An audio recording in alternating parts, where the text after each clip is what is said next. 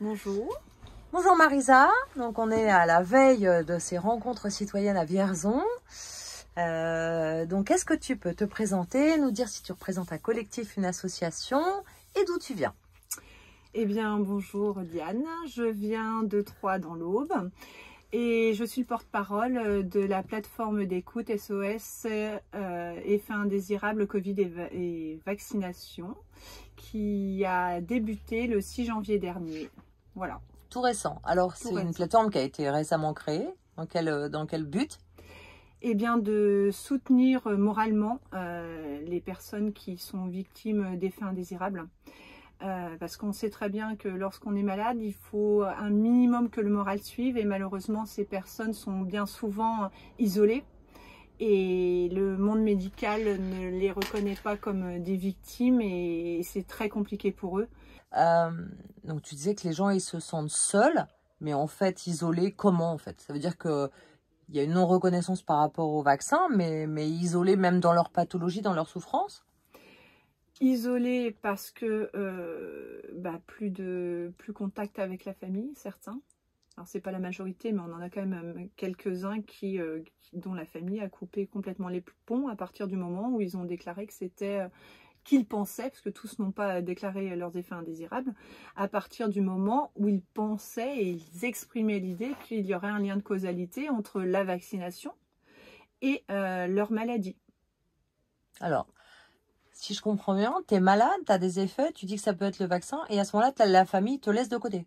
C'est ça que tu es en train de me dire? C'est ça. Ok. C'est ça. Effectivement. Amis, et puis les amis aussi. Alors les amis, les personnes qui ont témoigné sur le sujet nous disaient qu'ils avaient des activités, des sorties, des choses comme ça avec eux. Ces personnes ne pouvant plus sortir, elles sont de fait exclues et puis plus intéressantes et peut-être représentent un petit peu une peur de ce qui pourrait leur arriver à eux étant aussi vaccinés. Ah oui, ce serait la peur que ça renvoie. Ah d'accord, ok. Ouais. Ah oui, là, oui, je comprends un petit peu mieux. Qu'est-ce qui t'a personnellement, toi, alors, tu es à l'origine de cette plateforme? On est 4. Vous êtes 4, ok. Ouais. Donc, qu'est-ce qui, toi, personnellement, t'amène à t'engager dans ce combat? Parce que, bon, il y a plein de gens qui savent, etc., mais peu qui s'engagent pour agir vraiment concrètement. Qu'est-ce qui résonne en toi pour toi t'engager là-dedans? Je pense que c'est un cheminement. J'ai commencé à m'engager dès 2020. Je suis juriste de formation. Donc, toutes les mesures liberticides qui ont été prises, sanitaires liberticides qui ont été prises, m'ont donné un haut le cœur. Donc, j'ai commencé à m'engager dès 2020. Et puis ça a été une suite quand on a vu que la vaccination arrivait et qu'elle allait être obligatoire pour les soignants. Et puis tout ce qu'on arrivait à lire, les informations, le fait que la vaccination, ce vaccin a été créé en très peu de temps. Voilà, il y a quand même des grosses interrogations par certains, dont Louis Fouché de Réinfo Covid, qui ont été posées.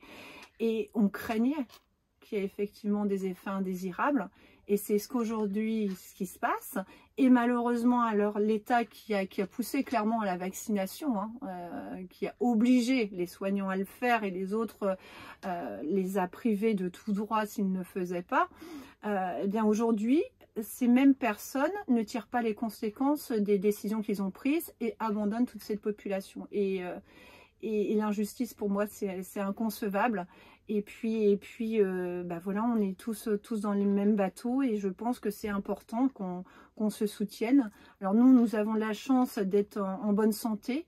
Donc si nous qui sommes en bonne santé n'aidons pas ceux qui ne le sont pas, qui va le faire? Ouais, c'est clair. D'accord. Donc c'est, on dirait, la justice au centre de ta motivation. Oui, c'est pour ça que j'ai fait du droit. C'est clair, ça se rejoint. Bon, ok. Et alors, donc là, les rencontres citoyennes, elles sont un peu internationales. Il y a beaucoup de monde, 50 associations, enfin, presque 4 fois plus de personnes que l'année dernière. En quoi ça te semble important, particulier, nécessaire, etc.? Déjà, les thèmes abordés, je trouve qu'ils sont très pertinents. On va parler de jeunesse, entre autres, et moi je suis enseignante, donc forcément ça me touche. Je suis maman de famille nombreuse aussi, donc doublement touchés.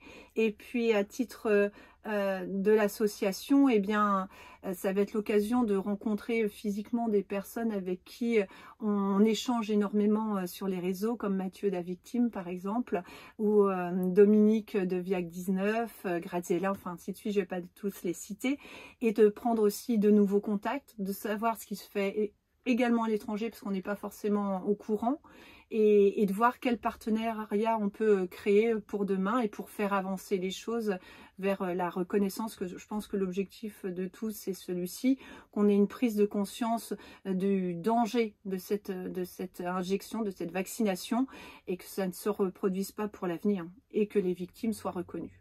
Ouais, c'est encore, on reçoit encore des choses de l'assurance maladie pour se vacciner Covid et grippe en simultané. Hein. Donc, oui, il y a encore... Donc, c'est pas gagné encore, il y a encore du chemin à faire. Hein. Bon. Mais bon, c'est vrai que ces rencontres, ça permet d'avoir du lien. Et en fait, le lien réel, en fait, hein, hormis des réseaux, c'est quand même bien autre chose. Ah bah oui, c'est primordial. C'est évident, là, il y a avec certains, on ne s'était pas jamais rencontrés hein, physiquement. Et quand on s'est vu, on est tombés les uns les autres dans les bras. Voilà, c'est bien. On en a besoin et puis on en a été privés quand même. Hein. C'est clair, clair. On a été masqués, confinés. Enfin, je vais pas refaire. Je pense que c'est suffisamment dans les mémoires de chacun, sans que j'ai besoin de le rappeler. Ouais, mais je pense qu'inconsciemment, c'est quand même bien gravé dans nos mémoires. Ça marche. Bon, alors la dernière question. Si tu pouvais changer une chose maintenant, je te donne une baguette magique. Tu changes une chose, ce serait quoi? Et pour quel changement de paradigme dans les années à venir? Ah ben moi, ça serait simple. Je pense qu'il suffirait d'une chose. Eh bien, on transforme, alors même pas les changer, mais mettre des politiciens qui agissent dans l'intérêt commun. Voilà, je pense qu'à partir du moment, et pas pour leur intérêt ou l'intérêt de certains laboratoires par exemple, mais à partir du moment où on met des politiciens qui ont une conscience, une honnêteté, un sens de la justice, et voilà, et qui agissent pour l'intérêt commun. Et là, quand tu dis on les met, ça veut dire quoi? On les change, tu me donnes une baguette. Oui, ça veut dire que tu les changes, d'accord. Je les change, je les transforme, je fais d'eux des gens intègres. Des gens intègres. Et qui agissent pour le bien commun. Parce qu'on peut être intègre, mais pas avoir pour volonté d'agir pour le bien commun.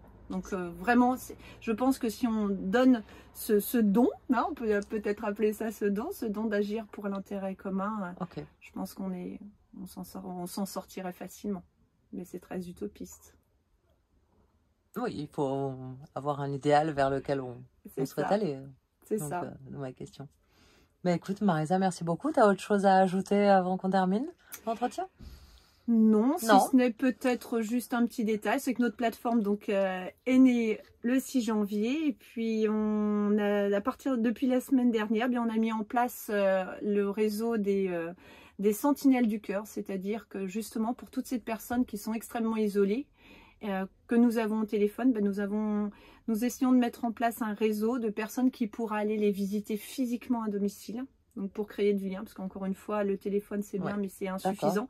Donc, si certains sont tentés pour rejoindre, qu'ils n'hésitent pas de contacter la plateforme. Voilà, et un grand merci de m'avoir reçu, Diane. Avec grand plaisir et merci à vous pour tout ce que vous faites. Merci Marisa. Merci.